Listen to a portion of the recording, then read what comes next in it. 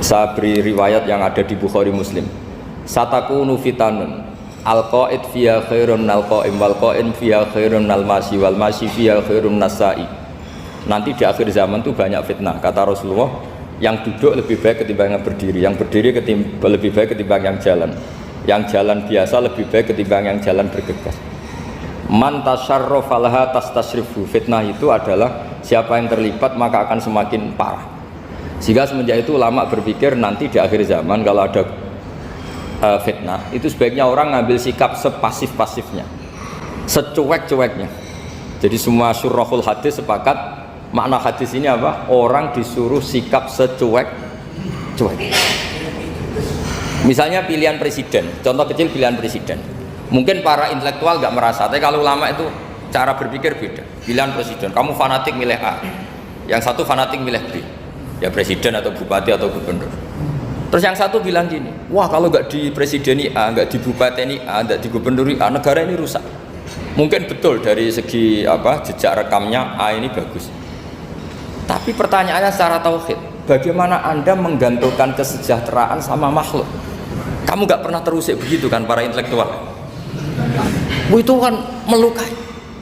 Bagaimana mungkin Anda menggantungkan kesejahteraan dengan seorang makhluk? Wah kalau di presiden A pasti Indonesia makmur, kalau bupati A pasti Sleman makmur, pasti Bantul makmur. Nah, bagaimana mungkin makhluk yang sedang soleh kamu pastikan selalu soleh? Wong dia makhluk bisa berubah. Sementara yang B misalnya fasik, wah kalau dipimpin B pasti rusak negara. Bagaimana kamu pastikan B yang fasik selalu fasik? Dia saja dia husnul khotimah. Yang fasik pas mimpin jadi soleh, yang soleh pas mimpin jadi fasik. Akhirnya ulama karena tahu sifat manusia itu rubah-rubah dan kendali di tangan Allah, sikapnya nggak jelas. Saya ini termasuk orang yang terkenal nggak jelas. Karena kalau ditanya Gus sampai milih presiden mana, bakti mana? Sanut pangeran sing dadi aku loyal. Wah, anut pangeran yo kacau. Wah, luwih kacau menan anut pangeran kata saya. Ini kan sudah tidak sambung karena pikirannya ulama memang nggak beda, cara berpikir ulama itu beda.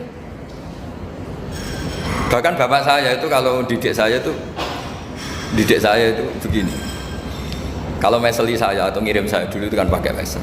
Ha ini uang kamu 500.000 untuk kamu. Mesti ditambahi 100.000. Ini tuh buat jajan sama teman-teman. Mesti ada uang pokok, ada uang sodako. Dulu saya sering tanya, kenapa bapak sangat menghormati teman-teman saya? Kata bapak, aku mondok, aku raiso nyukupi. Sing iso nyukupi ya konco-konco. Ternyata betul, rata-rata anak kuliah atau anak mondok uang pribadinya kan 8 hari dari dikirim sudah habis. Berarti kan masih 22 hari kok bisa hidup, itu kan barokahnya teman-teman. Malah yang agak beling itu 1 hari sudah habis, berarti ada 29 yang bergantung sana sini. Sehingga Nabi dulu cara ngendikan itu unik. Kata Nabi, da'un nasa yarzuqu wahu ba'duhum ba'duh. Manusa barnawa, engko saling memberi rezeki. Ketika ada collab Medina itu pernah kolab, terus sekarang pernah defisit itu. Beberapa pakar ekonomi datang ke Rasulullah, ya Rasulullah, sa'ir, tolong dikasih harga standar. Tapi apa jawabannya Nabi? La tusa'iru fa inna Allaha huwal musa'ir. Kamu jangan kasih harga, Allah sendiri yang menentukan harga itu.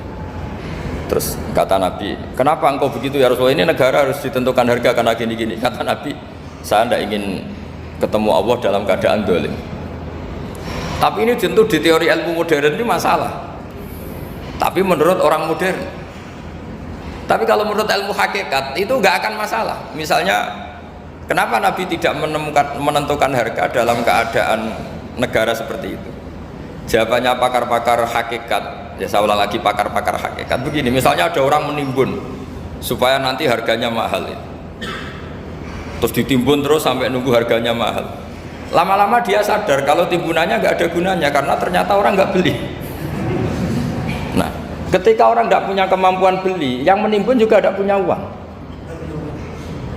Nah, tapi kalau sampean tanya, tapi Gus nak tuku barang pokok kan kita mati karena kehabisan stok. Itu masalah tauhid Anda.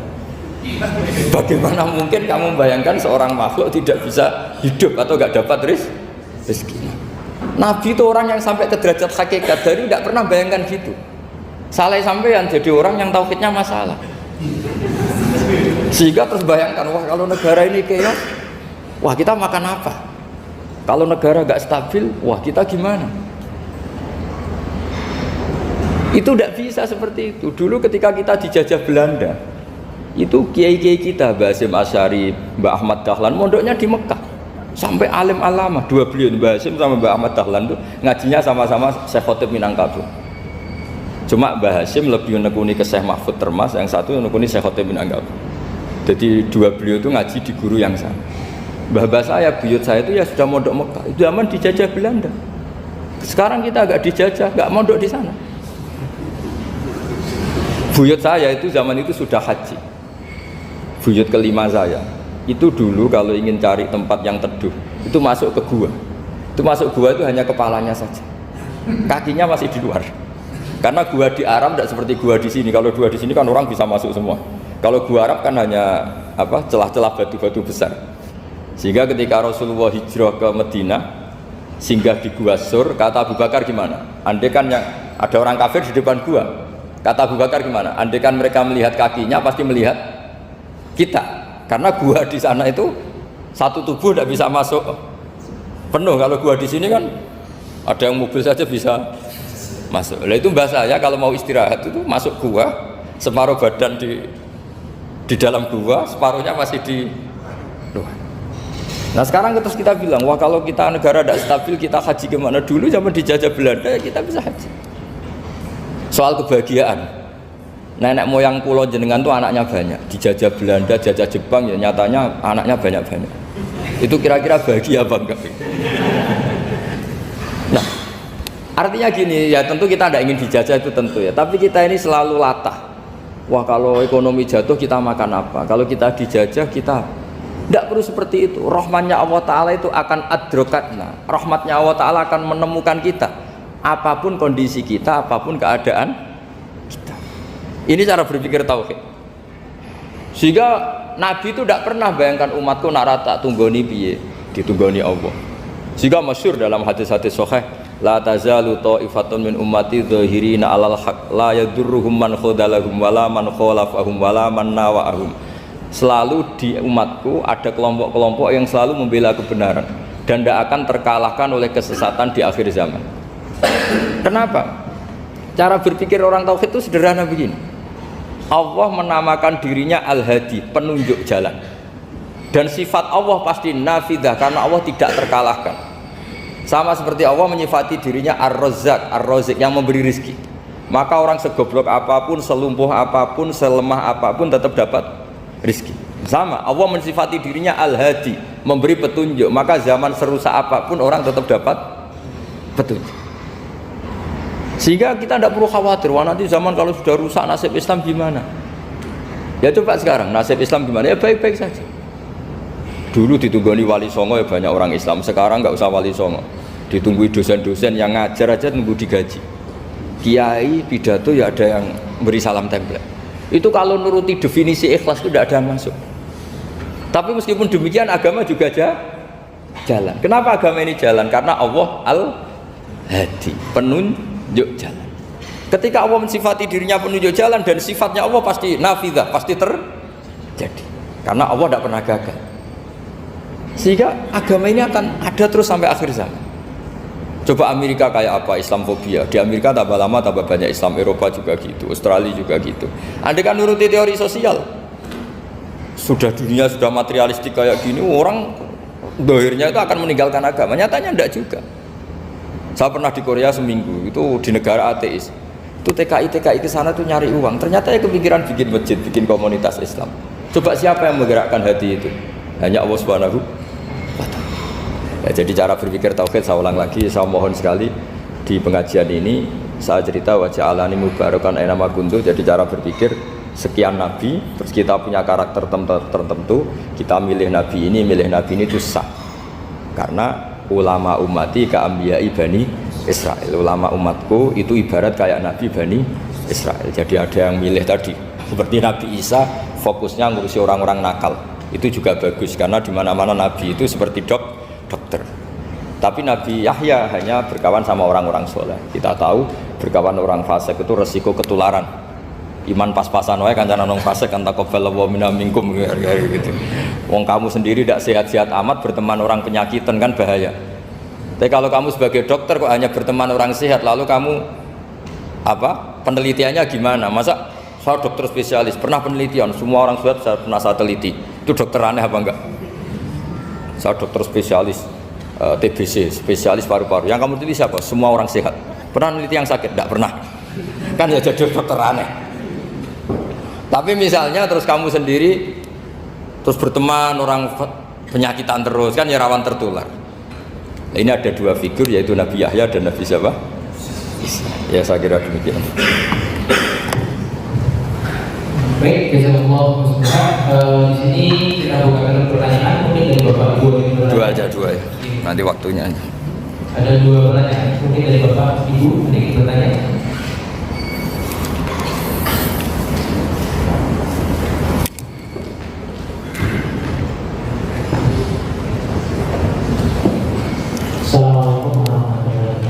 Assalamualaikum warahmatullahi wabarakatuh. Saya akan bertanya kajian yang kemarin, Gus. Ya, ya. Kemarin tidak mengatakan bahwa kalau berdoa itu sedikit-sedikit saja, yang pokok saja gitu. Gimana? Tapi ada ulama itu. Ulang lagi Kak, kemarin mengatakan bahwa kalau berdoa nggak usah panjang-panjang, pendek aja. Tapi banyak ulama mengatakan bahwa kalau doa itu yang banyak, karena doa itu ibadah. Ini asal berlaku. Terus banyak ulama itu yang mengatakan doa itu ibadah, doa itu intinya dari ibadah. Itu gimana? Oh ya. Terima kasih. Assalamualaikum warahmatullahi wabarakatuh. Dan ini gak apa-apa di sini aja. Jadi jelas ya, ada ayatnya ud'u rabbakum tadarru'aw wa khufyah. Terusannya apa? Innahu la yuhibbul mu'tadin. Kalau kamu berdoa itu yang tadarru' itu ya yang sangat sopan, wa khufyah secara diam-diam atau secara enggak berlebihan.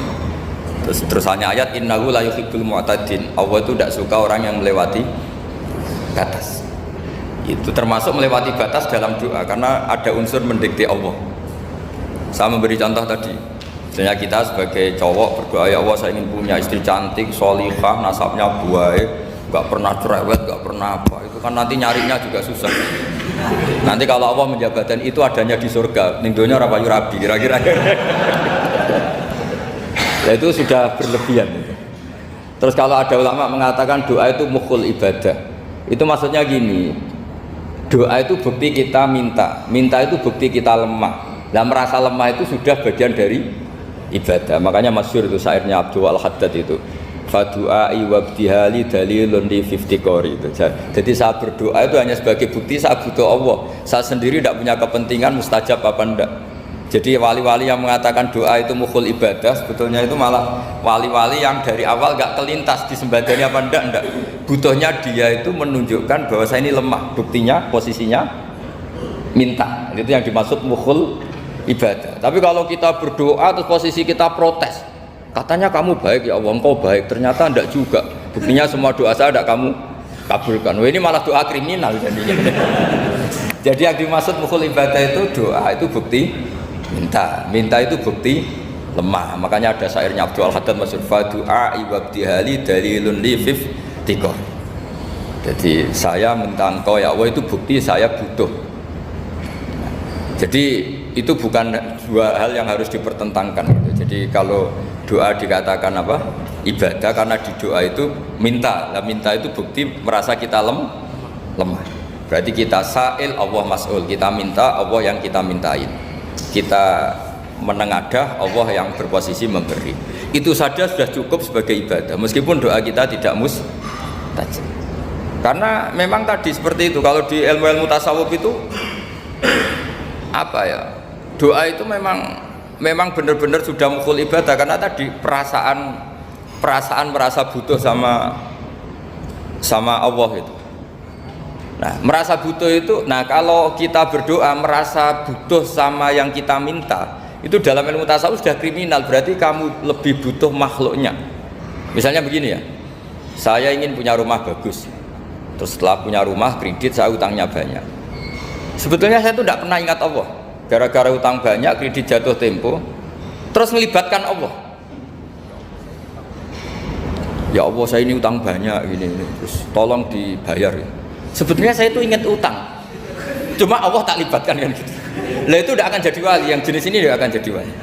Saya ingin jadi dosen, melibatkan siapa ya nanya? Melibatkan Allah, terus malam-malam bangun melibatkan Allah. Itu artinya apa? Kamu itu lebih ingin yang kamu minta ketimbang ingin Allah.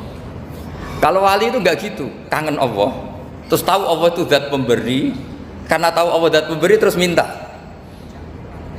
Maka yang dikangen itu ya Allahnya dulu. Kalau kita kan enggak, punya kasus dulu, punya keinginan banyak dulu, baru ingat siapa yang bisa ya. Oh Allah, terus Allah kita libatkan. Ya untungnya Allah baik, mau ramal utang bukan mikir, untungnya Allah tidak jawab itu. Jadi itu bedanya wali. Kalau wali itu kangen Allah dulu, baru minta. Kalau kita enggak, banyak masalah dulu, baru melibatkan Allah. Nah yang jenis ini tuh bahaya, kalau nggak disembadani mesti ngomel ya. Gusti katanya kalau yang minta kamu kabulkan, ternyata ini enggak. Nanti kalau Allah jawab, kamu itu tidak kangen saya, kamu itu kangen uang, kangen perempuan cantik yang kamu inginkan, terus kamu melibatkan saya. Urusannya apa saya dengan itu, Pak? Makanya tidak usah nuntut karena awalnya sudah salah.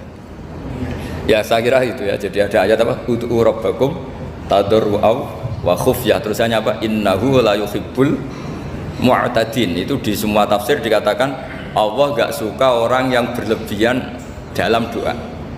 Berlebihan tadi, misalnya minta sesuatu yang terlalu besar, atau permintaan kemarin saja lanu addi syukroh, kita tidak bisa memenuhi mensyukuri, sudah minta lagi. Misalnya seorang jomblo, targetnya kan asal payu nikah, tapi setelah nikah bayangkan istrinya solihah, tidak cerewet, itu kan berlebihan. Hilang status jomblo saja belum kamu syukuri kok sudah minta yang macam-macam. Jadi harusnya kan syukur dulu ya. Sekedar laku nikah ini kan ada syukur yang harus, seperti jadi dosen juga gitu. Sekedar jadi dosen harus kita syukuri dulu karena menjadi kita tidak nganggur. Itu kan satu harkat sosial yang luar biasa. Jangan tahu-tahu sudah hari kedua cari intensif, cari ini itu, syukurnya aja belum sudah kemana-mana. Lah itu sudah mu'tadin, sudah melebihi apa? Batas. Ya saya kira demikian. Satu lagi. Ya, satu. Iya. Assalamualaikum warahmatullahi wabarakatuh. Kami melihat bahwa semua perguruan tinggi itu alumni-alumni penolak itu banyak sekali. Yang besar. Namun apa yang terjadi? Mereka sebenarnya titelnya sudah pekerja. Nah, karena karakter saya seorang guru ini, saya tersadar beberapa tahun kemarin, maka saya menemukan sebuah pendidikan yang saya anggap itu revolusi pendidikan, yaitu pondok-pondok. Pondok-pondok itu adalah itu alumninya kalau nggak menjadi jadi dia menjadi pengusaha. Rata-rata itu, padahal itu setingkat kesampaian. Nah, jangan-jangan di pendidikan kita ada satu kesalahan dalam kurikulum. Bisa jadi yang tadinya skripsi berarti sudah nasional atau membuat buku bersama apa-apa. Ini cara pandang Ustaz bagaimana? Apakah pendidikan kita bagaimana? Karena terus terang kita melahirkan beberapa anak pukul itu tapi dia karakternya kerja. Beda dengan dia Mandalina dengan gaya yang lain. Dia pasti multi passion. Jadi dia juga cari, dia juga bekerja. Nah, apakah ada apa itu yang perlu kita lihat? Terima kasih. Assalamualaikum warahmatullahi wabarakatuh. Bisa ngulang?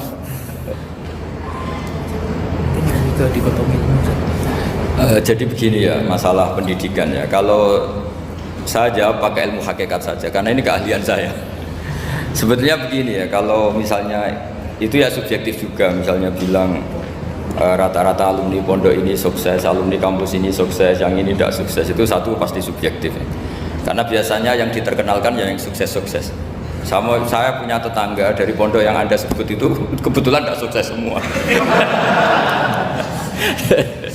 Itu jantogo saya sampai ngeluh, Gus. Saya ini gimana kok? Ya sudah seperti itu kan subjektif ya.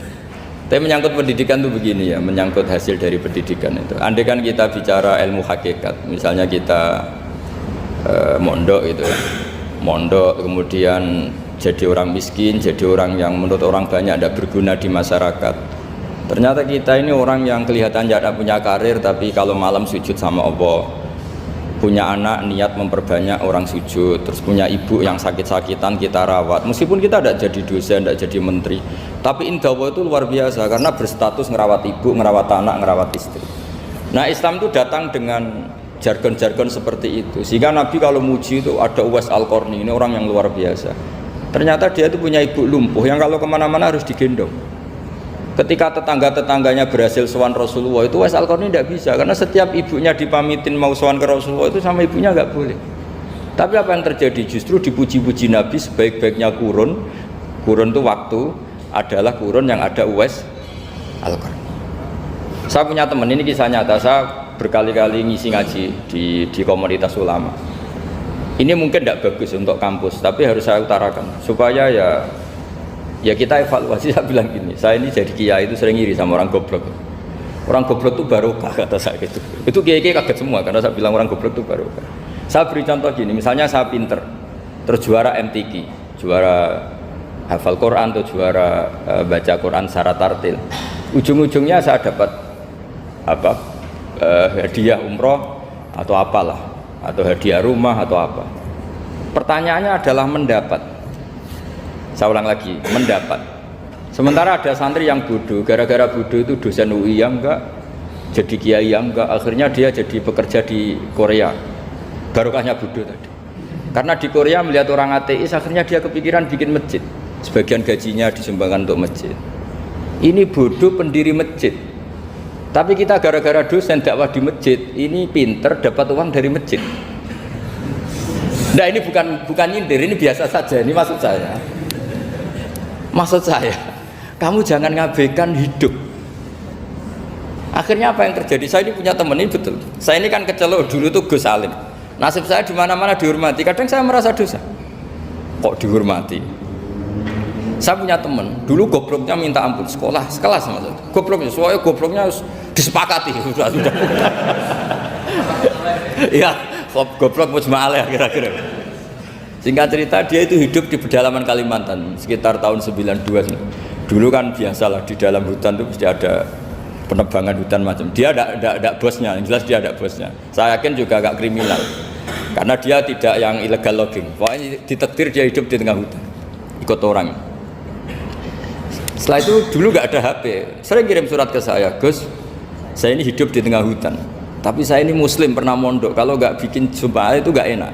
Bikinlah dia Jumatan. Nah karena dia pernah ngaji fikih Syafi'i, kalau Jumatan nggak ada orang 40 itu harusnya zuhur tidak Jumatan. Tapi orang yang kerja di situ tidak mau. Wong dino Jumat kok zuhuran loh Pak. Kalau dino Jumat ya Jumatan ya. Tanya saya, Gus itu kalau ada kaulnya enggak supaya Jumatan ndak orang 40 sah. Singkat cerita dia lama-lama jadi pendiri masjid di situ. Dia punya sedikit gaji ya dipakai masjid, punya sedikit tanah diwakafkan untuk masjid. Artinya apa? Indah Allah ini banyak orang bodoh, ternyata di komunitasnya dia muassis, pendiri, pemberi. Sementara kita yang kecelok pinter, dapat umroh, dapat bonus. Kira-kira nanti kita ketemu Allah, kamu pernah nyumbang Islam apa? Yang bodoh jawab, oh nanti Gusti bikin masjid di pedalaman. Kita yang pinter. Kayaknya kalau memberi enggak lah Gusti. Reputasinya mendapat. Nah artinya gini, kita jangan mengukur. Makanya Rasulullah itu punya sisi unik. Ini mungkin pelajaran bagi kita semua. Orang-orang Ansor kita tahu semua berposisi memberi Rasulullah. Semuanya orang Ansor ngasih rumah, ngasih tanah. Bahkan bukan sekedar ngasih Rasulullah, ngasih sahabat-sahabat yang dibawa Rasulullah, yaitu orang Muhajirin. Ketika Nabi mengalami sekian kemenangan, futuhat, Nabi bagi-bagi harta itu orang Ansor gak dikasih, sama sekali gak dikasih. Sehingga terprovokasi sebagian, dan tentu sebagian yang muda-muda, masyhur itu, yang terprovokasi yang muda-muda. Ini pelajaran bagi kita. Wah, ini Rasulullah Muhammad mulai tidak fair, yang dikasih orang-orang kafir Quraisy yang barusan masuk Islam. Paling Nabi karena izinnya tonggo, sawak dewi kan kenalan anyar gitu. Jadi dimenangkan sing tonggo, yaitu orang-orang kafir Quraisy yang sekarang baru masuk Islam. Singkat cerita akhirnya Nabi dengar gosip itu, dengar bahwa Nabi dikomentari mulai tidak adil karena memprioritaskan orang-orang Quraisy yang notabene adalah keluarga Nabi, tetangga Nabi, kampung halaman Nabi. Akhirnya Nabi bilang, coba semua orang Ansar kumpulkan di satu kubah, satu khimah besar itu di Jirona pas itu. Dikumpulkan, terus orang Ansar ditanya, dengar-dengar makolatun balagona angkum, ada satu makalah dari kamu, apa betul itu kamu yang mengatakan? Terus ketua orang Ansar ada yang namanya Sa'd bin Ubadah berdiri, ya Rasulullah, amazu ahlamina fala yaquluna syai'an. Orang-orang terpelajar kita ada yang komentar, tapi yang muda-muda ini memang ngomong seperti itu, bahwa jenengan sekarang mulai lebih tertarik ngurusi orang-orang Quraisy daripada kita. Terus itu di Jirona itu ya kira-kira berapa kilo ya, 40 kilo atau 30 kilo dari Mekah. Zaman itu Nabi posisi di Jirona. Jawabannya Nabi itu unik. Oh iya, kata Nabi. Apa yang dikatakan Nabi? Saya ini Rasulullah, nanti kamu pulang bersama saya. Tapi orang-orang ini, orang-orang Bedui ini, setelah saya kasih kambing, saya kasih unta, mereka pulang. Ama tardona ayarji annasu bisyati wal ba'ir wa tarjiuna antum bi Rasulillah. Kamu ini nanti mendapat saya ini nanti ikut pulang kamu ke Madinah. Berarti kamu mendapat saya, afdalul khalqi, orang terbaik di dunia. Mendapat sayyidun nabiyyin. Tapi orang-orang yang setelah saya kasih uang itu pulang. Artinya gini, kamu berorientasi mendapat saya apa mendapat uang? Nangis semua orang Ansor, enggak Gusti ya sudah mendapat jenengan saja duit gak nolak. Ternyata Nabi itu mentertawakan sama nyun sewu Arabul Arab, orang-orang Bedui Arab. Ya Rasulullah, ini baru Islam, tolong diservis dong, namanya mu'allaf. Saya baru Islam, tolong diservis toh. Ya Rasulullah, ya itu sudah, kamu ngambil unta ini diambil pulang. Yang satu minta kambing diambil pulang. Terus kata Nabi, kowe seneng duwe kelakuan ngono, ketemu Nabi ra tertarik ngaji. Bar tok duit mulai bar tok duit. Sementara kamu mendapat saya. Intinya Rasulullah ingin mengajarkan ke orang-orang Ansor, kamu dulu tuh heroik, posisinya memberi untuk Islam, maka heroik kamu tidak akan saya batalkan. Dari mental memberi kemudian ingin mental mendapat. Itu hebatnya Rasulullah. Jadi kalau dalam tradisi sahabat, misalnya saya sering ditolong orang gitu, kok setelah saya jadi kiai besar atau jadi wapres kira-kira gitu kayak Pak Ma'ruf Amin, itu malah sebaiknya tidak usah balas yang berjasa kalau ini calon wali, karena nggak boleh kebaikan itu dibatalkan dengan mendapat. Ini cara teori politik masalah ya. Tapi kalau teori wali keharusan, masa ngamal kok dibatalkan? Nah kan ini ngaji, kalau ngaji itu ya daftarnya jadi wali, jangan jadi politikus kan gitu. Jadi ibarat kita, coba sekarang banyak kampung itu geger kan gara-gara itu. Wakifnya masjid itu ikhlas tanah untuk masjid. Lu anak cucunya kok terus ambisi jadi imam, jadi pengurus takmir, padahal tidak layak. Mereka mungkin tidak alim, tidak soleh. Ini kan terus gak fair. Wakifnya ikhlas, siapa aja ngelola boleh asal kompeten. Anak cucunya tidak ikhlas. Nabi itu nggak mau. Jika masyhur itu orang Ansor itu ketika Nabi menawarkan, kita sekarang sudah futuhat, apa harta yang kamu kasihkan muhajirin tak kembalikan, sekarang negara mampu. Tidak ya Rasulullah, kita tidak akan mengambil sesuatu yang sudah kasihkan lillahi ta'ala. Orang muhajirin juga sama, ketika di Jirona di Mekah, ini Mekah sudah kita taklukkan, tanah-tanah yang sekarang dikuasai orang kafir, yang dulu kamu tinggalkan lillah, sekarang bisa kamu ambil lagi karena sekarang Mekah sudah dikuasai Islam. Kata orang muhajirin apa? Kita tidak akan mengambil sesuatu yang sudah kita kasihkan lillah. Jadi kamarnya malu yang kita lama sekali bermental memberi, kemudian kita sekarang ingin bermental mendapat. Artinya gini, kalau jenengan ngukur kegagalan itu orang-orang bodoh itu barokahnya luar biasa. Coba kalau semua orang pinter misalnya, kayak saya, kayak Pak Rektor misalnya, itu bingung masyarakat. Barokahnya orang bodoh di tengah-tengah pasar ada konsultan, barokahnya dokter-dokter yang bijinya tidak pati bagus, akhirnya di pedalaman ada dokter. Gara-gara prestasi pas-pasan di pedalaman. Coba kalau prestasinya kelas A semua, mungkin sudah hidup di Jerman semua.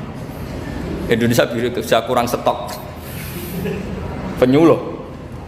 Jadi pertanyaan jenengan tadi, ya tadi kalau saya disuruh jawab dengan ilmu hakikat, Allah merencanakan ini sudah luar biasa. Harus digawe pinter, setengah goblok. Ini semuanya kalau ilallah wa fillah, itu semuanya barokah. Karena tadi nggak bisa bayangkan. Andai kan tidak ada santri sing rapati pinter, itu di pedalaman Kalimantan itu tidak ada yang jadi dai. Oh kalau pinter nggak mau, pasti nggak mau. Barokahnya goblok tadi. Sampai saya ini tahadus bin nikmat. Sampai mereka bilang gini, sekarang kan ada telepon, sering telepon saya, Gus, jenengan jangan mati dulu. Karena kalau jenengan mati kita jadi kiai juga selesai. Karena mereka tuh gak pinter tapi jadi kiai di Papua, di pedalaman mana-mana. Itu kalau ditanya halal haram sudah bisa. Mau ngerti nak sholat itu madem mulan itu aja. Jadi setiap ada pertanyaan hukum mesti telepon saya. Kadang tamunya nunggu, Gus jawab saiki mati ora apa jawab. Karena tamunya nunggu. Ya karena tadi dulu di pondok gak pinter, misalnya tahu hanya gini dok, perempuan kalau datang bulan gak boleh sholat. Dia gak tahu detail-detailnya, misalnya ada perempuan yang mustahadah, berhari-hari selalu keluar darah berbulan-bulan. Nah ngajinya belum sampai sana, kalau kita kan sampai sana. Oh gini, kalau adatnya perempuan tadi hanya 6 hari haid, maka yang 7 berikutnya namanya mustahadah, sudah mulai sholat, mulai puasa normal, karena ini penyakit, bukan kategori haid. Nah dulu ngajinya tidak sampai situ. Jika kalau ada yang tanya ditunggu Gus ini ada perempuan keluar darah terus kita harus gimana ini? Sholat gak? Oh, ilmunya gak cukup dia untuk jawab seperti itu. Karena tapi tadi ya saya ulang lagi ya, jadi jangan pernah mengabaikan orang-orang bodoh. Orang bodoh itu ya barokah, tapi gak perlu ada gerakan jadi bodoh ya, tidak perlu. Digerakkan bodoh itu pasti mayoritasnya, alhamdulillah sekali. Akhirnya berkah itu ada di mana-mana. Loh itu betul. Pokoknya kita ngaji itu apa yang masyhur itu Rabbana ma khalaqta hadza batila. Semua yang diciptakan Allah pasti ada guna. Ya ini memang ilmu agak aneh bagi kalangan akademisi, tapi kan sampean mengundang saya untuk ngomong ilmunya kiai. Kalau saya jawab pakai standar intelektual kan saya namanya basa-basi. Itu tidak bagus dalam ilmu Islam. Mudahana itu tidak bagus. Karena ini keahlian saya di ilmu hakikat, ya saya jawab secara ilmu hakikat. Terus itu pernah saya diceritani Pak Bintang Pamungkas itu cerita. Gus Dur juga pernah cerita, banyak yang sejenis itu cerita. Gus Dur kan orang sukses di Jakarta, itu matur nuwun sama keluarganya yang adiknya yang jadi biasa-biasa saja. Karena akhirnya ada yang ngrumat ibunya. Keluarga Pak Bintang itu banyak yang doktor, profesor, tapi terima kasih sama adiknya enggak siapa-siapa. Karena barokahnya itu ibunya kerumat. Coba kalau semuanya dokter, mungkin ingin hidup di kampus semua. Kiai juga gitu, kalau ada kiai top, biasanya punya adik yang nggak pati top. Dan kiainya top bisa kemana-mana, karena ada adiknya yang nggak top, yang rumah ibunya, yang rumah tanah. Jadi sebetulnya Allah sudah mempersiapkan sedemikian rupa. Tapi kalau kita tidak syukur, ya jadi repot. Itu udah hanya cerita tentang Gus Dur, Bintang Pamungkas, mungkin Pak Jokowi, Pak Soekarno, semuanya sama lah. Pasti di balik orang top-top ini ada orang-orang yang berkorban untuk kebaikan keluarga di internal. Dulu ada sahabat namanya Abdul bin Umi Maktum, itu buta. Itu tidak pernah ikut perang karena buta. Tapi setiap Nabi perang itu yang jaga Madinah itu Abdul bin Umi Maktum. Tapi terus jangan bilang orang baru kayak buta ya, tidak usah gitu. Pokoknya saya ceritain Rabbana ma khalaqta hadza batila, bahwa engkau ya Allah yang kau ciptakan ini tidak ada yang nggak ada gunanya. Ya, kira demikian. Assalamualaikum warahmatullahi wabarakatuh. Waalaikumsalam warahmatullahi wabarakatuh. Bismillahirrahmanirrahim. Wa sallallahu ala sayyidina Muhammadin wa ala alihi washabihi ajmain. Amma ba'du. Ini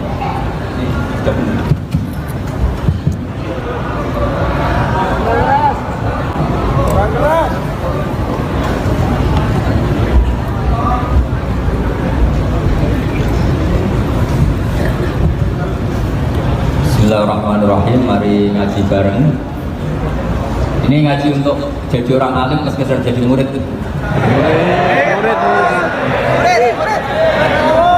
Kalau untuk orang alim ya nggak usah suka uang dulu.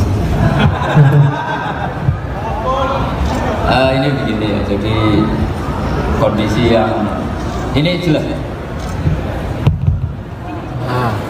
Kondisi yang dengan alam ini mungkin banyak yang ngaji saya lewat YouTube, sehingga saya berharap konstruksi pikiran ini sama. Nanti saya bantu ya supaya semua kalimat yang sering Anda baca saya bantu supaya Anda tahu maknanya. Yang pertama tentu kita Islam ini berdasar kalimat tauhid. Kalimat tauhid adalah kalimat yang dibawa semua nabi. Lalu makna dari tauhid adalah mengakui tiada Tuhan selain apa? Allah. Sesungguhnya Muhammad adalah Rasulullah SAW.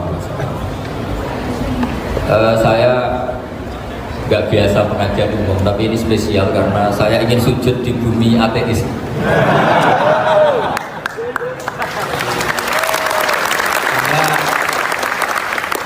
Dari awal saya ini sebetulnya tanpa dirayu sudah kepikiran. Dirayu lama sama Mas Eko ini, sudah ngerayu masih bilang nanti ada lelangan Gus ya. Tapi tadi katanya panitia hasil lelangnya sekitar 60 juta ya. Itu dibangunkan masjid, jangan untuk mes ya. Supaya saya ikut amal. Jadi begini ya. Perasaan saya juga seluruh ulama di dunia. Saya ulang lagi, perasaan saya juga seluruh ulama di dunia. Bahwa Islam masuk itu macam-macam sebabnya. Dulu kita tahu, kita sebagai warga Indonesia, Islam masuk itu ya dibawa orang yang agak kedunian, ya kayak jenengan kira-kira. Ya kayak mbak-mbak ini, ya agak-agak mata duitan gitu. Karena kita tahu rata-rata ahli sejarah mengatakan Islam di Indonesia dibawa kiai apa pedagang. Pedagang tuh nyari uang apa nyari dakwah kira-kira. Ya semoga Anda mirip-mirip seperti itu. Ya jadi nyari uang karena ada nurani Islam sehingga tetap saja membawa Islam. Saya tidak tahu Islam Anda ala apa, tidak tahu, pokoknya mau ngaji ya berarti Islam ala ahli sunnah apa? Wal jamaah. Jadi ini penting saya utarakan bahwa Islam itu agama yang mudah difahami, sehingga dibawa pedagang saja ya kasil gitu. Dibawa orang yang kedunian kayak jenengan juga kasil. Dibawa orang baik ya kasil, dibawa orang broken juga kasil. Ini penting saya utarakan karena saya ngaji di mana-mana bilang ciri utama kebenaran absolut adalah kebenaran yang bahkan orang nggak benar saja bisa bawa. Tapi bukan berarti saya dukung Anda tidak benar, kan sudah tidak benar dulu sebelum kenal saya. Tapi nggak apa-apa, nggak benarnya umat Islam insya Allah dimaafkan sama Allah Subhanahu Ta'ala. Ya asal tobat maksudnya. Nggak, ini saya beri satu konstruksi pikiran yang saya sering utarakan di ngaji saya.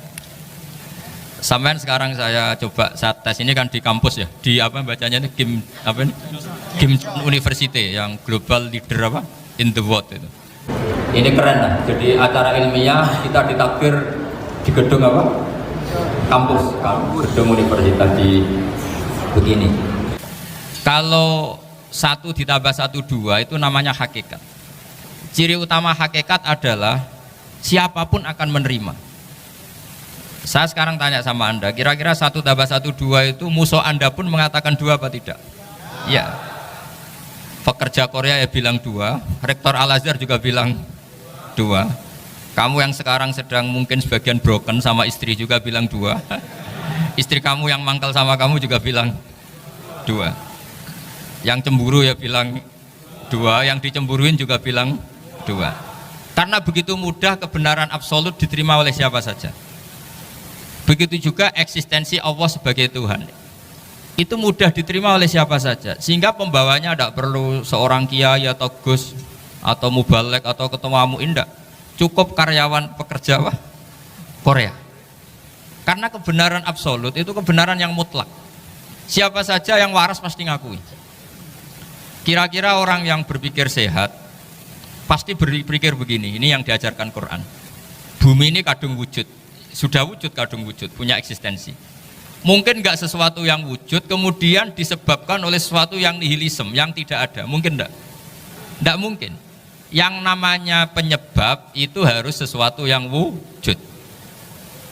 Di mana-mana penyebab itu harus punya eksistensi. Karena langit dan bumi ini kadung wujud, pasti penyebabnya adalah wujud. Karena wujud penyebab harus bersifat super. Lah bersifat super ini oleh ulama dikatakan wajibil wujud. Itu akal siapa saja akan nerima. Cuma kemudian setelah nerima itu orang macam-macam cara berpikir. Mungkin orang Jawa dulu bilang itu Sahyang Widi. Kalau orang sini mungkin bilang apa itu? Dewa atau apa ya? Enggak tahu saya. Karena itu yang teman sampean, teman saya. Tapi yang jelas begini, ini konstruksi ini harus kita jaga. Nanti saya bacakan teks hadis. Kebenaran sejati ciri utamanya adalah ada absolutisme, ada kebenaran mutlak. Ciri utama kebenaran mutlak adalah diakui bahkan oleh siapa saja, termasuk oleh orang fasik. Orang fasik itu orang nggak benar. Misalnya ada imam masjid besar Istiqlal, ditanya 1 + 1 bilang apa? 2. Nanti kira-kira yang lonte juga bilang apa? 2. KPK juga bilang, koruptornya yang ditangkap 2. Nah, eksistensi Allah sebagai Tuhan ini kebenaran yang absolut. Maka agama ini juga boleh diterima oleh siapa saja, termasuk oleh orang fasik, orang nggak jelas. Ini penting saya utarakan karena sekarang marak kelompok yang mengatakan orang Islam kalau zina menjadi tidak muslim, orang Islam kalau korupsi menjadi tidak muslim, salah sedikit tahlilan jadi kafir, percaya wasilah jadi itu tidak benar seperti itu. Karena kebenaran eksistensi itu kebenaran yang nggak bisa diganggu gugat. Seperti Anda ini kan warga Indonesia, KPK ya warga Indonesia, koruptornya juga warga. Apa setelah dia korupsi lalu tidak warga Indonesia? Tetap warga. Orang yang meyakini kalimat tauhid setelah dia salah apa terus tidak yakin tauhid? Kan tetap ya. Maka dia tetap Islam. Ini penting saya utarakan. Kalau seorang warga Indonesia yang koruptor, yang macam-macam saja tetap warga Indonesia, padahal banyak kesalahan. Karena status warga Indonesia adalah status yang permanen. Begitu juga status Muslim adalah permanen bagi siapa saja yang melafadzkan La ilaha illallah Muhammadur Rasulullah. Kita tidak bisa mengkafir-kafir mereka. Itu juga yang sering dipesankan dan jadi ciri khas ulama ahli sunnah wal jamaah, tidak mengkafirkan orang Islam meskipun melakukan dosa besar. Soal dia salah nanti masuk neraka ya silakan saja, saya ada ikut, paham ya? Sampai bisa mencoba. Tapi tetap saja dia muslim. Analoginya tadi. Analoginya gampang sekali tadi. Orang Indonesia yang salah itu tidak akan merubah statusnya sebagai warga Indonesia. Karena ya memang dia berstatus warga Indonesia. Orang Islam yang sudah melafadzkan syahadat maka menjadi muslim. Saya di mana-mana berkampanye, berfatwa. Orang kafir yang 70 tahun kafir, sekali melafadzkan kalimat tauhid itu menjadi muslim apa tetap kafir? Masa kita yang Islam terus, yang kalimat tahlil la ilaha illallah kemudian menjadi kafir karena kalimat itu? Itu paham aneh apa nih? Wong yang kafir saja menjadi muslim karena kalimat tauhid, yang Islam menjadi kafir juga karena kalimat. Ini ngajak apa-apa nih? Ya ngajak goblok-goblokan. Ini penting saya utarakan karena ini penting. Nah, setelah kamu yakin tauhid, ciri utama tauhid itu apa? Menstatuskan sesuatu sebagaimana hakikatnya. Misalnya bumi Korea ini statusnya tetap buminya Allah. Maka dari awal saya husnudzon sekali sama Allah Subhanahu wa taala bahwa suatu saat di bumi mana saja itu ada tahlil. Enggak ngira kan ada ateis di sini, bumi ateis kemudian ada tahlil, ada sakduna, ada macam-macam. Karena kita ketika sholat, makanya saya tadi janji akan memaknai kalimat-kalimat yang sering Anda baca ketika sholat. Di sholat saat ada itidal ngendikan apa? Rabbana lakal hamdu, ayo dibaca, mil'us samawati wa mil'ul ardi wa mil'u ma syi'ta min syai'im ba'du. Sama nani secara tradisi pesantren, Rabbana do pangeran kita, laka iku kaduwe panjenengan alhamdulillah segala puji. Engkau punya segala puji. Mil'us samawati, yang pujian itu memenuhi langit. Tentu langit itu penuh dengan pujian, semua malaikat bertasbih, bertahmid. Karena malaikat tidak ada yang kerja di pabrik itu tasbih terus gitu. Nggak ada yang nyari uang, nggak ada yang cari won ya. Apa won ya kalau bahasa? Kalau di sini nggak kiainya aja nyari uang. Terusannya apa? Wamilul ardi, dan pujian itu memenuhi bumi. Korea termasuk bumi Allah apa enggak? Jadi saya sudah menduga suatu saat Korea itu ya penuh dengan pujian. Dan ini betul. Siapa yang ngira kalau di bumi Korea ada yang hafal lagu Sakduna itu? Itu lagu kesayangan guru kita semua, Kiai Haji Maimun Zubair. Gak ada yang ngira. Siapa yang ngira kalau di sini ada ngaji seperti ini? Di Rusia juga sama. Uni Soviet itu negara ateis. Tapi lama-lama pecah karena glasnost itu dan perestroika itu. Kemudian menjadi pecahan-pecahan negara muslim. Ada Uzbekistan, Tajikistan, Ceknya, semuanya menjadi negara apa? Muslim. Karena dari awal lakal hamdu mil'us samawati wa mil'ul ardi, dan pujian itu pasti memenuhi langit juga memenuhi bumi. Kalau Anda baca itu di Indonesia mungkin wajar, di Indonesia banyak acara-acara seperti ini. Tapi kalau di Korea ternyata benar. Dan Anda ini kalian semua termasuk pembuktian benarnya wa mil'ul ardi. Keren kan teman? Oh, keren sekali, bukan sekedar keren. Makanya saya jarang diundang kajian mau, tapi dia undang di Korea mau. Tapi saya ada niat datang undangan, memang saya ingin datang. Jadi ya karena itu ini bentuk penghormatan saya. Bentuk penghormatan saya bahwa pada akhirnya benar-benar lakal hamdu mil'us samawati wa mil'ul ardi. Jadi Anda tidak perlu pesimis, dulu Indonesia juga seperti itu. Banyak Buddha, Hindu, semacam ateisme. Kemudian berkatnya para ulama sekarang jadi negara yang mayoritas Muslim. Korea, barokahnya orang-orang kedonyan seperti ini banyak Islam itu. Nggak apa-apa, karena sebagian agama Islam, sebagian sejarah ditulis di bawah pedagang-pedagang Gujarat. Kira-kira orang Gujarat ke Indonesia dulu yang namanya pedagang cari apa? Uang. Tapi namanya orang Islam, hatinya tetap adanya tauhid. Nyari uang ya tetap sambil dakwah. Kalau yang ke Korea langsung kiai mungkin tidak seramai ini Islam. Karena kalau kiai datang langsung dicurigai jadi misionaris, jadi ribet malah. Tapi kalau sampean nggak ada yang curiga, namanya pekerja ya pekerja saja nyari uang. Dan itu memang fakta. Cuma kadang ya sadar terus ya bagus lah seperti itu. Nggak apa-apa. Maksud saya ini saya memberi support, memberi tasjid bahwa Allah itu luar biasa. Jadi kalau ingin menyebarkan agamanya macam-macam. Kadang kiai tidak bisa mengislamkan orang, itu anak-anak mahasiswa pacaran, itu banyak yang pacarnya itu masuk Islam. Tapi sampean jangan bilang pacaran halal, ya tidak pernah halal. Tapi Allah kalau menghendaki memberi hidayah itu jalannya macam-macam. Ada yang lewat kerja, coba yang bayangkan ada tahlilan di Korea itu semua kiai tidak pernah bayangkan. Tapi setelah banyak pekerja di sini, kemudian mereka insaf atau sedang insaf, tidak tahu ini. Sampai kapan insafnya juga tidak tahu. Tapi yang jelas ini hebat. Ini apa? Hebat. Tahu-tahu ya seperti ini.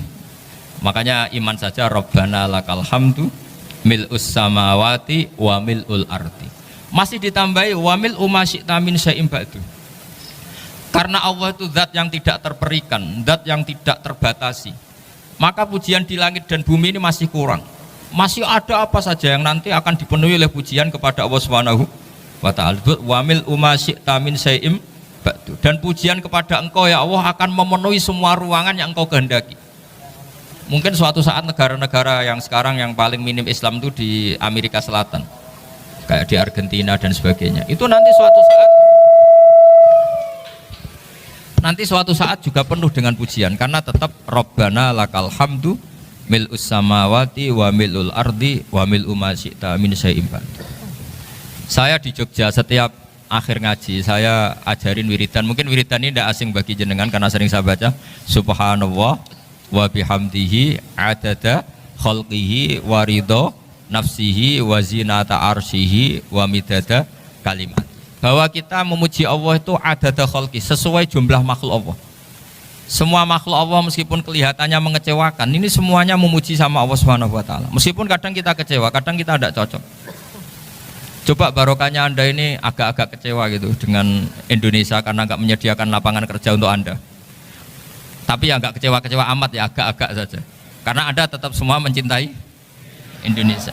Gara-gara agak-agak kecewa cari negara lain. Akhirnya di Korea, ada yang di Jerman, ada di Inggris. Tapi bawaan pernah ngaji di musola, Islam ini ke bawah. Sehingga karena Islam ini ke bawah, tahu-tahu ada komunitas yang memikirkan Islam. Umumnya orang mikir Islam itu ya bikin masjid. Kalau di Korea unik, nyewa apa? Nyewa gedung untuk masjid. Itu kalau diceritakan di Indonesia aneh. Ini masjid sewaan. Masjid. Tapi kalau di sini lazim, karena kalau beli mahal ya cukup sewa. Saya tidak tahu kalau dalam terminologi agama tempat Anda sujud ini nanti jadi saksi di akhirat. Itu yang permanen apa yang sewaan tidak tahu. Jadi nanti bumi ini tanya, ya saya Allah pernah dipakai sujud, tapi setelah 1 tahun nggak kuat menambah lagi. Makanya saya dukung tadi yang ada gerakan masjid apa? Sebenarnya permanen nggak permanen itu tetap bagus, ada usah memaksakan. yang jelas saya sudah ikut nyumbang lelang tadi, dan saya berharap uang itu benar-benar untuk masjid. Kalau untuk takmirnya juga nggak apa-apa, yang penting untuk menghidupi masjid.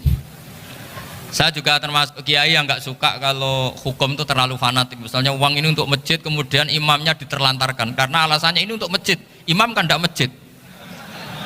Nah ini kalau imamnya nggak diservis kemudian mutung terus pulang ke Indonesia. Ini jadi masalah.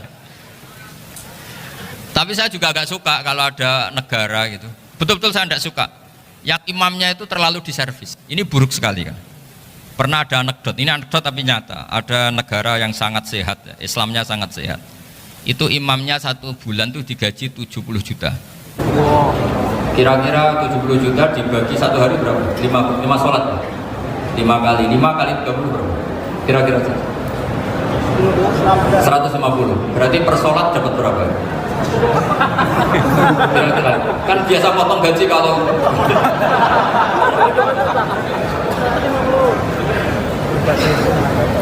singkat cerita, si kiai dari luar negeri tadi cerita apa Indonesia, kiainya miskin-miskin, datang ke masjid kan kadang pakai ontel, adzan sendiri, bomat sendiri, sholat sendiri kadang. Itu nasib orang-orang Sragen dan Salatiga sebagian. Itu yang lapor karena mereka itu. Kalau Rembang insya Allah enggak. Tapi ada semuanya Salatiga, sebagian begitu. Itu yang cerita kiainya, bukan ini bukan hoax, memang kiainya cerita.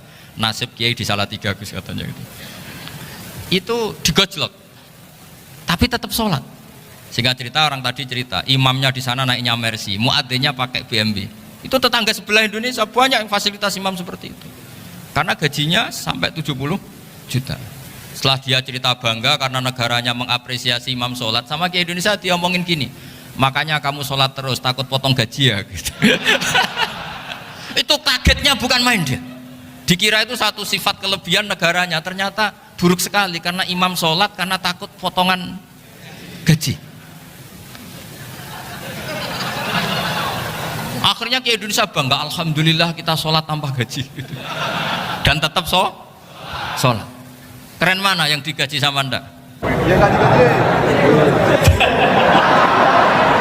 Ini yang di atas ini banyak calon imam. Enggak keren mana imam yang digaji sama Anda? Keren yang enggak. Tapi kalau pertanyaannya dibalik, keren mana jamaah yang peduli imamnya sama yang enggak peduli? Jadi jawabannya harus tetap seperti itu. Imamnya keren yang ikhlas, tapi jamaahnya keren yang peduli imamnya. Jelas ini ya fatwa saya ya. Gimana? Imamnya baik yang ikhlas, tapi jamaahnya baik yang peduli nasib. Nah, tapi sekali imam dari awal gak ikhlas itu harus di PHK ya. Itu bahaya bagi agama kalau awalnya sudah ada ikhlas. Karena nanti setelah habis subuh terus dihitung, wong setahu saya sholat terus kok kenapa gajinya tinggal segini? Ya, setahu saya sholat terus kok gajinya tinggal segini. Terus nanti takmirnya bilang, kemarin duhur Pak Yai tidak ngimamin, kemarin asar tidak ngimamin. Terus dihitung, bisa enggak agama akan berjalan seperti itu? Enggak kan? Ya makanya pertanyaannya tadi, suka atau punya imam ikhlas? Suka, tapi imamnya juga suka kalau jamaahnya peduli. Ini penting, jadi saya mensupport Anda, mensupport kalian semua bahwa agama ini akan diurus oleh Allah Subhanahu wa taala. Makanya Sayyidina Umar radhiyallahu anhu kalau disuruh mikir agama itu tidak mau. Enggak mau betul deh. Ketika Umar jadi khalifah itu puncak keemasan masa Islam. Semuanya stabil, semuanya hebat. Sampai Irak, Iran zaman itu Persia masih, semuanya Mesir, itu semuanya ikut Islam. Ketika Islam pada puncaknya, yang dikhawatirkan oleh masyarakat adalah begini, lalu setelah Umar itu bagaimana? Islam setelah dipimpin orang yang tangguh, yang kuat, yang waroi, yang zuhud, lalu setelah Umar itu gimana? Tapi Umar disuruh mikir gak mau. Sampai setiap Abdullah bin Umar jalan-jalan di kampung-kampung itu abahnya dianggap pecundang. Tahu sampean pecundang, orang yang nggak tanggung jawab. Karena orang-orang bilang gini, ya Abdullah bin Umar, bagaimana pendapat Anda kalau ada penggembala kambing di tengah hutan atau di tengah padang rumput, kemudian dia ninggal gelanggang kambingnya, kamu anggap penggembala ini gimana? Oh itu penggembala yang zalim itu, pasti kalau kambing ditinggal ya kacau. Apalagi nih ummatu Rasulullah Shallallahu Alaihi Wasallam, ini abah kamu tidak pernah wasiat, tidak pernah ngatur suksesi, lalu Islam setelah dia bagaimana? Suruh dia ngomong penggantinya siapa, karena beliau sudah sepuh, harus ada suksesi. Akhirnya Abdullah bin Umar lapor ke Umar, ini gimana bah orang mengkomplain begini. Apa kata Umar? Agama itu beda dengan kambing katanya.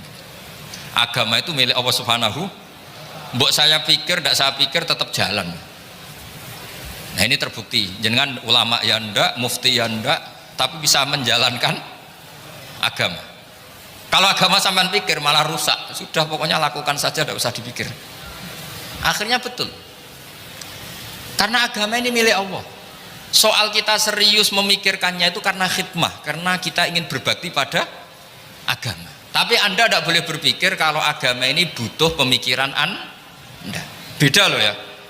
Kita khidmah agama serius karena kita ingin mengkhidmai agama. Tapi agama ini tidak pernah butuh kita, karena agama ini akan diurus oleh Allah Subhanahu wa Ta'ala.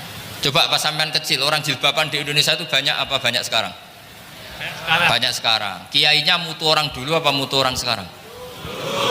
Tapi perkembangan Islam itu ramai sekarang apa ramai dulu? Ramai sekarang. Islam menyebar di seluruh dunia itu zaman Wali Songo, zaman sampean keren mana? Keren sekarang. Kualitas solehnya sampean sama Wali Songo? Wali Songo. Ini betul. Karena agama ini diurus oleh Allah Subhanahu wa Ta'ala. Maka kata Sayyidina Umar, agama ini innallaha ta'ala yahfadhu dinah. Innallaha ta'ala la yudhi'u khilafatahu waladina. Allah itu tidak akan menyia-nyiakan agamanya. Ini terbukti. Agama ini pernah dipimpin orang terbaik di dunia, yaitu Rasulullah Shallallahu Alaihi Wasallam. Ketika beliau intakola ila rofiqil ala, ketika beliau pindah ke alam sana, diteruskan oleh sahabat yang tentu jauh di bawah Rasulullah. Diteruskan tabiin, diteruskan para wali songo, diteruskan sang sampean yang jauh di bawah wali songo, sejauh-jauhnya. Tapi agama jalan sampai Korea. Agama jalan sampai apa? Dulu Wali Songo itu hanya sampai Mojokerto, sampai Tulungagung. Di bawah sampean, Kelayaban sampai mana ini? Korea. Coba kalau Allah tidak ngurus, nggak bisa. Yang gerakkan hatinya sampean peduli sama masjid siapa? Allah Subhanahu wa Ta'ala. Yang menggerakkan hati sampean peduli sama agama siapa? Tapi yang menggerakkan sampean ke Korea apa? Uang kan?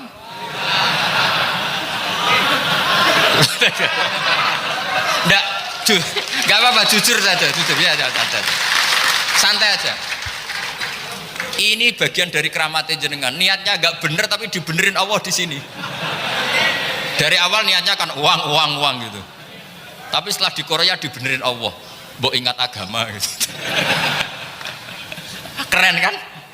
Makanya yang syukur sama Allah Subhanahu wa Ta'ala. Yang bisa hanya Allah Ta'ala. Makanya dalam dunia kiai selalu baca apa? Alhamdulillah alladzi hadana lihada wa ma kunna linahtadiya laula an hadana Allah. Alhamdulillah kita diberi hidayat seperti ini. Kalau tidak Allah tidak bisa.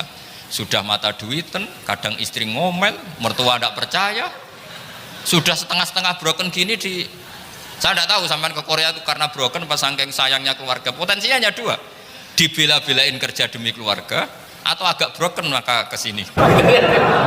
Tapi apapun potensi itu tetap baik. Itu takdir sudah, itu takdir, tidak usah dibicarakan. Semua itu apa? Karena orang kalau sedang rukun ya tidak mau tukaran, kalau sedang tukaran ya tidak mau rukun. Itu sudah semuanya takdir. Kata bapak saya dulu kalau ada orang mau jualan tanah, Pak Yai tanah saya mau saya jual. Ini gimana padahal ini tanah warisan, kata bapak. Nak waya memang ini saatnya jual ya jual saja. Nanti kalau kaya saatnya beli ya beli saja, karena kalau sudah saatnya jual mau beli ya mungkin kan memang saatnya jual. Kalau sudah kaya kan nggak mungkin jual tanah, saatnya beli. Maka semoga masalah di keluarga sampean ya masalah musiman, maksudnya yang tukarannya ini musiman, yang rukunnya permanen. Jangan tukarannya permanen, rukunnya musiman. Setelah melihat yang lebih cantik katut babon, nggak tahu saya kalau tahu. Nah Nah ini semoga katut masjid ini bagian dari kafaroh sampean itu. Jadi kafaroh kesalahan-kesalahan di sampean. Ini penting saya utarakan karena agama itu beda. Agama ini diurus oleh Allah Subhanahu. Jadi kita mengerahkan pemikiran itu bukan karena kita akan menyelamatkan agama ini, tidak. Agama ini diselamatkan oleh Allah Subhanahu wa taala. Coba kayak apa Uni Soviet kuatnya? Mengkooptasi supaya orang semuanya ateis, semuanya komunis. Itu 100 tahun Uni Soviet begitu. Tapi orang-orang Uzbek, Ceknya, Tajikistan tetap ngajari anak-anaknya tauhid. Itu ada yang cerita itu sampai mengajarkan tauhid itu di bawah tanah, di basement. Tapi Allah menghendaki Rusia itu, Uni Soviet jatuh. Ketika jatuh, negara-negara ini langsung menjadi negara Islam, yaitu Uzbek, Tajikistan, Ceknya. Mungkin gak mereka langsung menjadi negara Islam, andai kan saat menjadi Uni Soviet benar-benar menjadi ateis. Gak mungkin kan? Karena saat dikooptasi Uni Soviet, akidah mereka tetap tauhid, cuma gak berani muncul. Artinya apa? Uni Soviet gak bisa menghabisi Islam. Kurang kerennya Uni Soviet zaman itu, bisa gak menghabisi Islam? Gak bisa. Donald Trump dulu termasuk Islamfobia, tapi setelah dia anti-Islam malah orang Amerika demo supaya memperhatikan Islam. Nggak bisa. Makanya Korea pun nggak bisa menghabisi Islam. Kalau sampean menghabisi Islam sendiri bisa, karena terus nggak mau sholat, nggak mau zakat itu sampean. Tapi sampean toh yang Islamnya habis, Islam tetap baik-baik saja. Makanya ini penting saya utarakan supaya kamu pede bahwa agama ini pernah dibawa orang yang pedagang. Ya soal ada sebagian pendakwah yang ikhlas ya banyak, tapi sejarah yang gampang kita lihat adalah Islam itu dibawa oleh apa? Pedagang Gujarat, pedagang India. Nggak apa-apa, sejarah itu meskipun sebagian menentang nggak apa-apa, tapi sejarah itu tetap ada, pasti sebagiannya memang seperti itu, dan itu tidak masalah. Saya ulang lagi, itu tidak masalah. Coba dulu pemain bola kalau di Inggris itu kalau mau sholat susahnya bukan main. Apalagi kalau mau puasa. Kalau di sini kerja puasa katanya mati lu kalau apa? Puasa. Kalau mau sholat katanya dicari mana ini berhalanya kok. Kata orang-orang ateis kan gitu, dicarikan patungnya. Kali ini sholat kok gak ada patungnya, ini gimana ini? Ya ngalamin gitu. Tapi Allah Maha Kuasa. Banyak investor mana itu Dubai atau Qatar yang tertarik investasi di dunia bola. Kayak Sulaiman Al-Fahim akhirnya beli Manchester City. Itu sekarang pelatihnya negur orang sholat gak berani, bahkan di tengah stadion dibangunkan masjid. Kalau sampai daftar jadi muadzin bisa. Apa nyanyi Sakduna di sana juga bisa. Dulu Aljazair bencinya bukan main. Apa Perancis sama orang Islam itu bencinya bukan main. Barokahnya Zidane pemain bola dan juara dunia, terus Zidane turunan Aljazair. Akhirnya orang Perancis itu mencintai Islam, itu barokahnya sepak bola. Allah punya sekian cara untuk mengenalkan Islam. Di Prancis dikenalkan lewat pemain sepak bola. Nah di Korea ini yang agak unik, dikenalkan lewat pecinta won. Saya jamin ini tidak apa-apa, sudah tidak apa-apa, sudah aman, pokoknya aman. Tak jamin aman. Pokoknya alhamdulillahilladzi hadana lihada wa ma kunna linahtadiya laula an hadana. Karena agama ini dibawa oleh Allah Subhanahu wa taala, yang menjaga juga Allah Subhanahu wa taala. Sama tidak usah khawatir. Kalau ada kelompok tertentu yang mengkhawatirkan Islam, sekarang Islam bahaya gini-gini, itu kurang rojak, itu kurang optimis itu. Harapannya sama Allah tipis, harus ngaji lagi. Agama ini limangka nayarjuwa hawal yaumal akhir. Agama ini bagi yang terus-menerus berpengharapan kepada Allah Subhanahu wa ta'ala. Agama ini limangka nayarjuwa, coba bahasa Arabnya roja yarju rojaan, maknanya harapan. Jadi agama ini bagi yang selalu berpengharapan, bukan yang pesimis, bukan yang hati kecil, apalagi yang tukang putus asa. Coba agama ini begitu luar biasa, dibawa orang yang macam-macam. Di Perancis itu dibawa oleh pemain apa? Bola. Ada masjid di Inggris itu ya dibawa mahasiswa-mahasiswa itu yang dulu sebagian yang nggak pernah ngaji, setelah di Inggris bikin komunitas pengajian. Di Korea dibawa itu pecinta apa? Tapi lama-lama cinta Tuhan. Karena ya memang sebenarnya sudah cinta Tuhan. Cuma ya cara cinta ini nunggu punya uang Ya sudah, alhamdulillah seperti ini sudah luar biasa, sudah insya Allah diterima oleh Allah Subhanahu wa ta'ala. Saya selalu berharap semoga ini tetap satu bukti bahwa Allah itu harus kita sembah di mana-mana. Karena tadi Allah akan selalu Rabbana lakal hamdu mil'us samawati wa mil'ul ardi wa mil'u ma syi'ta min syai'in ba'du. Bahwa pujian kepada Allah akan selalu memenuhi langit dan memenuhi bumi. Bumi Korea termasuk buminya Allah. Makanya pegangan yang saya minta sama pengurus untuk di-share adalah apa? Dawai Rasulullah Shallallahu Alaihi Wasallam. Mungkin nanti panitia harus mengeser itu. Ini Musnad Ahmad, riwayat dari Imam Ahmad. Al bilad biladullah. Sudah punya? Nanti di-share ya yang itu. Al biladu biladullah, bahwa negara hakikatnya adalah negara Allah. Wal ibad ibadullah, semua hamba hakikatnya adalah hamba. Di hadis itu fahaitsuma asabta khairan faakim. Kapan saja kamu menemukan kebaikan di tempat Anda berdomisili, faakim, kamu tidak apa-apa di situ. Kamu di sini dapat uang, dapat masjid, dapat sewa masjid, tidak tahu sewa apa permanen, pokoknya itu bagus gitu aja. Buminya dirayu, bumi meskipun ini nggak permanen, tapi tetap jadi saksi loh ya. Harus ada kompromi ini. Karena kalau dengar orang Indonesia jadi aneh, masjid kok nyewoi. Tapi aneh di Indonesia, ada aneh di sini. Sampean tenang saja. Tentu malaikat pencatat di sini juga sudah tahu kalau sebagian masjid itu sewaan. Jadi ya ada eskal-eskal amat lah, sudah nggak janggal-janggal amat karena kondisional apa. Jadi saya nanti minta panitia supaya mengeser tadi hadis riwayat siapa, Imam Ahmad bin Hambal, yang diriwayatkan oleh salah satu minal asroh al mubasyarina bil jannah, yaitu Zubair bin Awam. Nabi ngendikan al biladu biladullah, negara mana saja adalah negara Allah. Wal ibad ibadullah, semua hamba adalah hambanya Allah. Fahaitsuma asabta khairan, di mana saja kamu mendapatkan kebaikan, faakim, kamu tidak apa-apa berdomisili di situ. Ya, saya mohon ini penting sekali. Pokoknya saya mohon kalimat tauhid ini dijaga. Karena kalimat tauhid ini kata semua ulama, kasyajaratin thayyibatin asluha tsabitu wa faruha fis sama. Dan kalimat tauhid ini pasti tu'ti ukulaha kullahinim biidzni rabbiha. Kalimat tauhid yang dibawa umat Islam seluruh dunia. Meskipun dia orang fasik, orang nggak benar, tetap tu'ti ukulaha kullahinim biidzni rabbiha. Kalimat ini akan membawa berkah bagi orang yang dihinggapi atau didomisili umat Islam.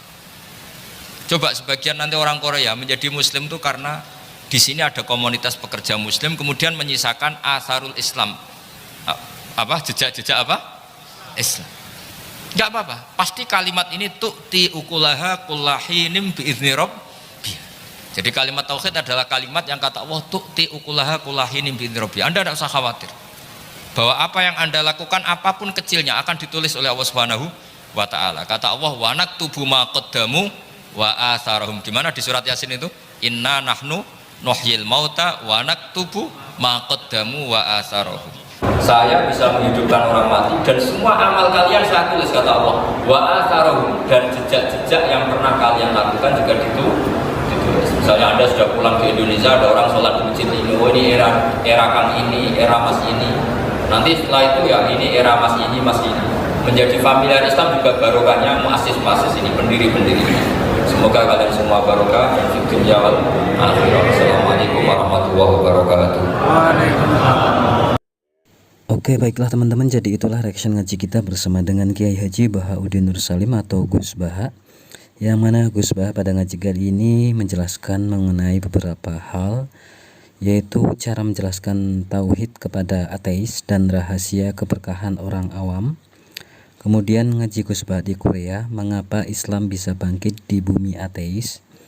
Lalu Gus Baha terbaru, logika tauhid dakwah Korea, dakwah TKI di Korea, dan keajaiban Uwais Al-Qarni.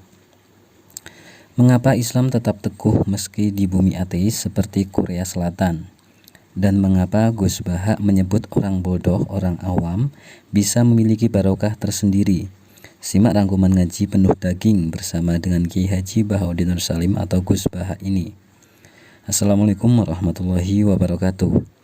Video kali ini adalah reaction sekaligus rangkuman ngaji mendalam bersama dengan Kiai Haji Bahauddin Nur Salim atau Gus Baha, yang mana ada dua tema besar yang dibahas, yaitu membumikan tauhid di bumi Korea Selatan, di bumi ateis, dan rahasia keberkahan orang awam belajar dari Uwais Al-Qarni. Di bagian 1 menjelaskan tauhid di bumi ateis Korea Selatan. Gus Bah membedah bagaimana Islam adalah agama rasional yang absolut. Beberapa poin pentingnya yaitu logika tauhid, mengapa keberkahan Allah tidak bergantung pada perilaku manusia, baik koruptor maupun ahli maksiat. Identitas muslimnya tetap ada selama memegang tauhid. Lalu dakwah global, Islam tidak harus dibawa oleh ulama.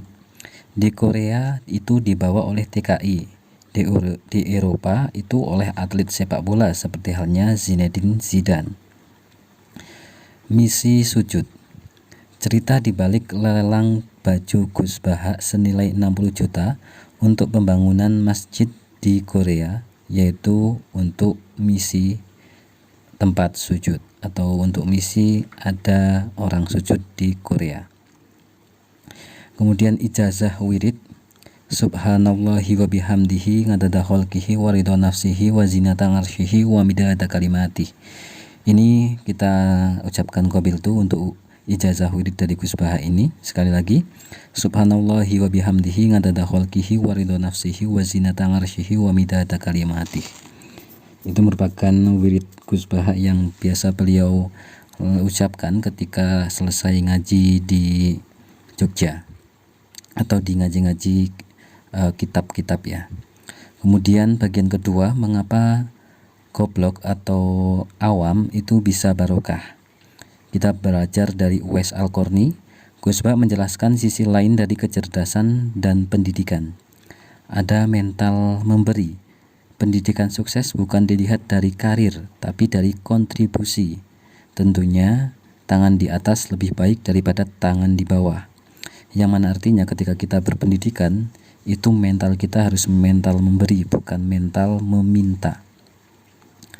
Kemudian sikap di akhir zaman, cara menyikapi fitnah, hoaks, dan hiruk-pikuk politik dengan sikap cuek yang menyelamatkan hati. Karena jika di akhir zaman ini ketika kamu terlibat dalam suatu hiruk-pikuk hoaks ataupun isu ataupun fitnah, tentunya kamu akan semakin larut dalam fitnah tersebut atau larut dalam isu atau berita atau hoaks, fitnah dan sebagainya itu. Maka sikap cuek menyelamatkan hati kita, menyelamatkan diri kita. Karena akhir zaman tentunya ada banyak sekali fitnah. Kemudian rahasia doa, mengapa kita tidak boleh mendikte Allah dalam doa dan pentingnya merasa lemah di hadapannya. Kita berdoa itu kan meminta. Jangan sampai kita ingin agar doa kita dikabulkan itu seolah-olah kita malah semacam mendikte Allah. Dan terakhir yaitu pelajaran dari orang awam, kita jangan meremehkan siapapun karena Allah tidak menciptakan makhluk secara sia-sia, termasuk tentunya sangat lebih tidak sia-sia lagi ketika Allah menciptakan manusia. Kita tidak boleh meremehkan siapapun karena di situ tentunya ada kebaikan ataupun ada kelebihan yang kita tidak punyai. Nah teman-teman, tentunya selengkapnya tadi sudah kita lihat bareng-bareng di video ini, dan semoga kita mendapatkan nutrisi spiritual dan logika ilmuwan yang jernih dari ngaji kita kali ini. Kajian ini selaras nih teman-teman dengan kitab-kitab klasik yang sering dibahas oleh Gus Bah, seperti Hikam tentang ketidaktergantungan pada makhluk dan Ihya Ulumuddin tentang hakikat tauhid. Dakwah Gus Bah selalu menekankan pada Islam, bahwa Islam adalah agama yang mudah, yasiru wala tuwasiru.